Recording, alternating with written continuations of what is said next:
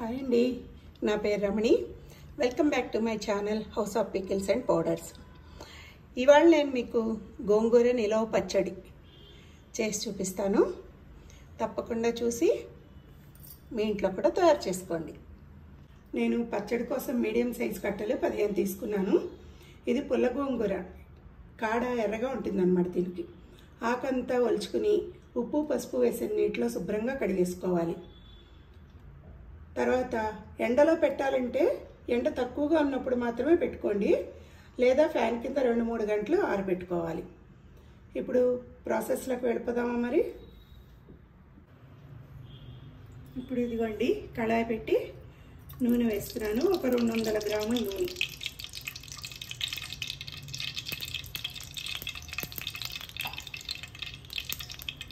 ఇందులో ఆకు కొంచెం కొంచెంగా వేసి మగ్గించుకుందాం.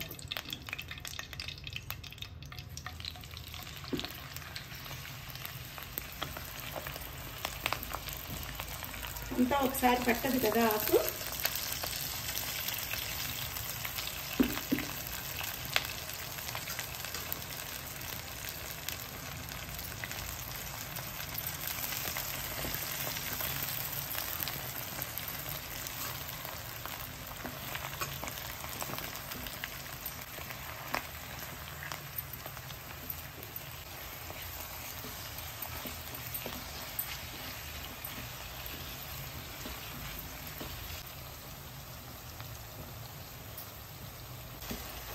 ఇప్పుడు మళ్ళీ ఇంకో ట్రిప్ వేసుకుందాం.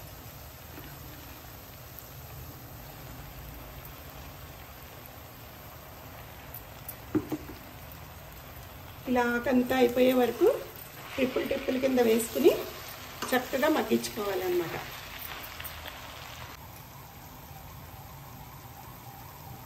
ఆకు మొత్తం వేసేసానండి. ఇదిగో మగ్గిపోయింది కదా మొత్తం.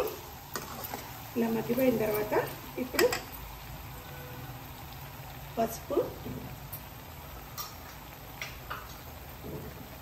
ఉప్పు ఒక 150 గ్రాములు వేస్తున్నాను. చూడండి, చక్కగా ఉడుకుతుంది కదా. ఉప్పు పసుపు చక్కగా దీనికి పట్టే వరకు వేయించేసుకుని ఒక చిన్న నిమ్మకాయ అంత సైజు చిన్నది చింతపండు ఫ్లేవర్ కోసం వేసుకుంటాం.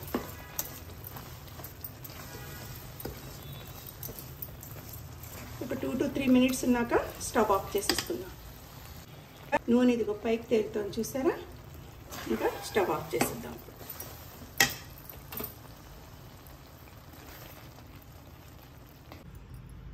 ఇప్పుడు పచ్చడికి పోపు వేయించుకుందాం. కొంచెం నూనె వేసి ఇందులో కొంచెం మినపప్పు, ఆవాలు, మెంతులు,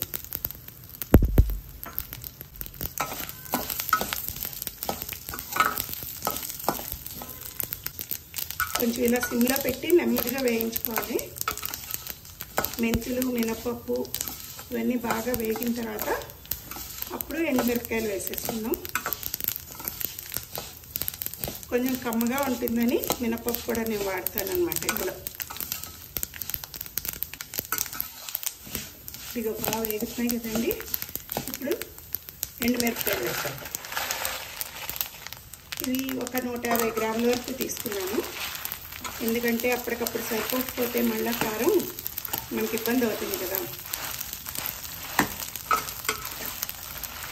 ఇందులోనే చిన్న ఇంగువ ముక్క వేసేసి ఇవన్నీ ఇప్పుడు చక్కగా వేయించేసుకున్నాం.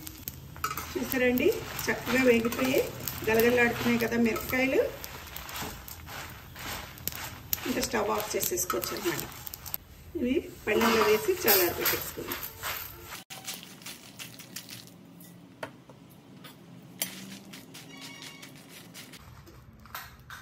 ఇందాక పోపు వేయించుకున్నాం కదండి.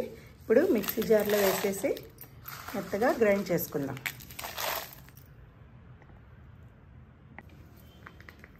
ఇదిగోండి, మిక్సీ పెట్టేసాను.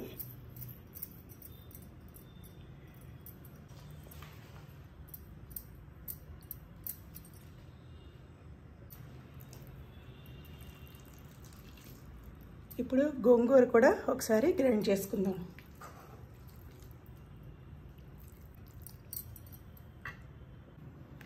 గోంగూర కూడా కొంచెం మిక్సీ పెట్టానండి. అంటే బాగా మెత్తగా పేస్ట్లా కాదు, కొంచెం బరగ్గా ఉండేటట్టు పెట్టుకోవాలి. ఇప్పుడు కారం అండి, ఇది ఇందాక మనం మిక్సీ పెట్టుకున్న కారం, ఇది ఒక 200 గ్రాములు ఉంది, ఇది వేస్తున్నా. ఇది బాగా కలిపేసుకోవాలి. గోంగూర పచ్చడి పోపు పెట్టేసుకుందామండి. ఇప్పుడు గోంగూరలో కూడా చాలా బెనిఫిట్స్ ఉన్నాయండి. అరుగుదలకు ఉపయోగపడుతుంది, ఇమ్యూనిటీని పెంచుతుంది, తర్వాత ఇందులో యాంటీ ఆక్సిడెంట్ ప్రాపర్టీస్ కూడా ఉన్నాయని చెప్తూ ఉంటారండి. ఏదైనా సరే మితంగా తింటే ఆరోగ్యానికి చాలా మంచిది. ఇప్పుడు స్టవ్ మీద కడాయి పెట్టాం కదండి, ఇప్పుడు నూనె వేసేసుకుందాం. 100 గ్రామ్స్ నూనె వేసానండి. ఇందులో ముందుగా మనం వెల్లుల్లిపాయలు వేయించేసుకుందాం. వెల్లుల్లిపాయలు చాలామంది ఇష్టపడతారు కదా.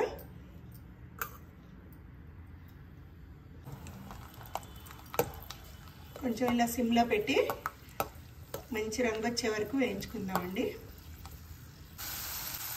ఇదిగోండి, చక్కగా వేగాయి కదా, ఇంకా తీసేద్దామండి.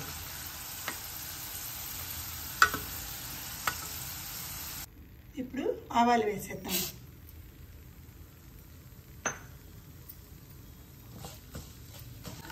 ఆవాలు వేగాయండి. ఇప్పుడు ఎండుమిరపకాయలు వేస్తున్నాను.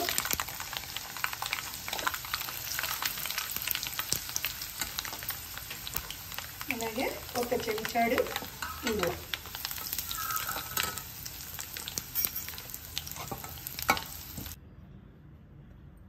ఇప్పుడు వెల్లుల్లిపాయలు వేయించి పెట్టుకున్నాం కదండి, పోపు.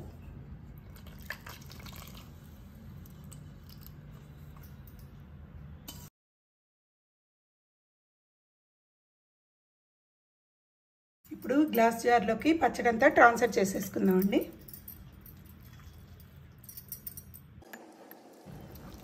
మరి అందరికీ నేను చేసిన ఈ గోంగూర పచ్చడి నచ్చింది అనుకుంటున్నానండి.